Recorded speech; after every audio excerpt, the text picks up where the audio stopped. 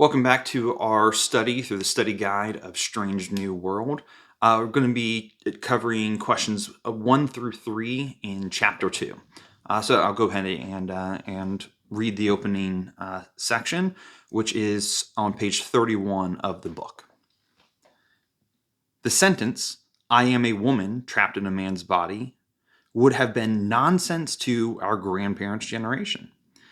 Had it been uttered by a patient to a doctor in the mid-20th century, the doctor would have almost certainly have responded that the patient had a psychiatric problem and that his mind needed to be treated so as to bring its feelings, that is the patient's mind, in line with the physical body. Today, the doctor is more likely to respond that the problem is such that the patient's body needs to be brought into alignment with those inner feelings. Indeed, were a doctor to respond in the earlier fashion today, that is, fix the mind, not the body, he might well find himself subject to legal action. Question 1.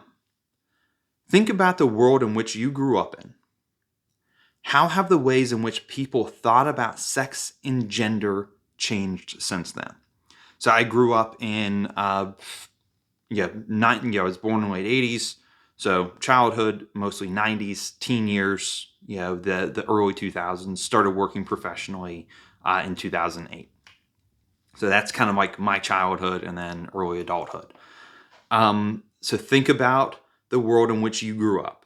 So 90s to 2000s is what I'm thinking. How have the ways in which people thought about sex and gender changed since then? So there were the roots of what we see today, but people only joked about this change in gender.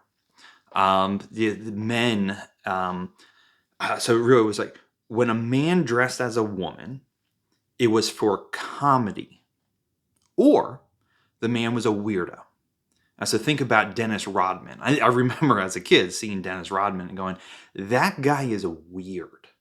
Now, when a man dresses in a dress, it's now a cultural statement on how far society has come and how this is the true meaning of masculinity. Well, simultaneously, they talk on both sides of the mouth. Well, simultaneously, they're saying there's no such thing as masculinity. So how can one thing be masculine, i.e. wearing a dress, and yet masculinity doesn't even exist?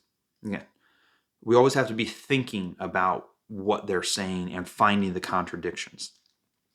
So quick thing about it being comedy. The movie White Christmas. There's a scene in it where two sisters are performing a show where they, I think this song's called Sisters, but it's like this little dance routine that they do back and forth, and they're singing about how they're so close, yada yada. It's a great skit. It's a great movie. Go watch White Christmas. Well, Bing Crosby and the other actor who I don't recall the name of, they saw the routine. They thought it was a great routine. They thought it was funny. So a legend is, anyways, that they then ad-libbed their own scene where they almost shot for shot recreated the dance that the two sisters did, and they were dressed as women when they did it.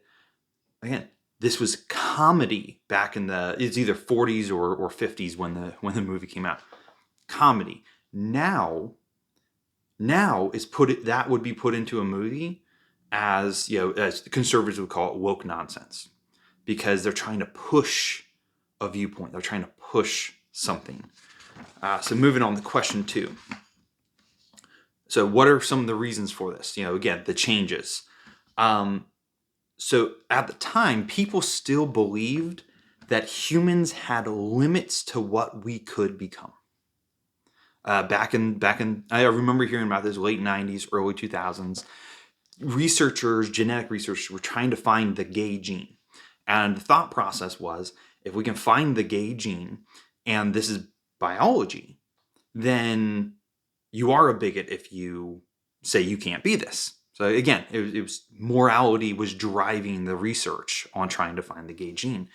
Now, people don't care about finding the gay gene because it has nothing to do with biology anymore. is pure, it's I almost called it idolatry, which is true, but it's pure, not ideology. Yeah, ideology. It's pure ideology now.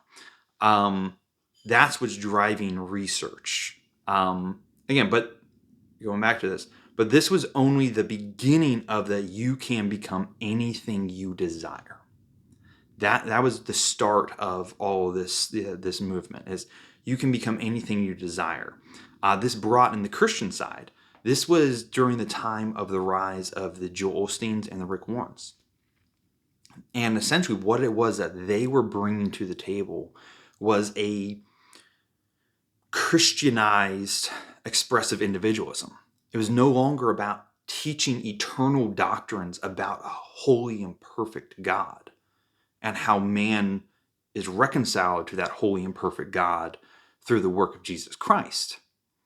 Instead, they started teaching expressive individualism of how can you claim the blessings from this God? Some of it may be good practical advice, like reading your Bible, not being a lazy bum. Things that are good practical advice. But they started putting that good practical advice over eternal doctrines. And that's where you started to see in the Christian circles the adoption of these people as the height of Christian teaching versus, someone like a Calvin or a Luther, someone who spent years studying actual theology in the Bible. Instead, you started getting people who were pastors, but were concerned solely about the individual, not about God and proper worship to him. So question 3. So what do these changes tell us about how we think about human nature? Again, going from it's absurd to say I'm a woman trapped in a man's body to now you can be whatever you want, literally. So that's the change. So one is we don't believe nature has a limit on us anymore.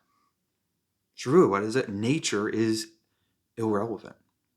And if we even grant nature that much leeway, is now it's now a technological question, not a moral one.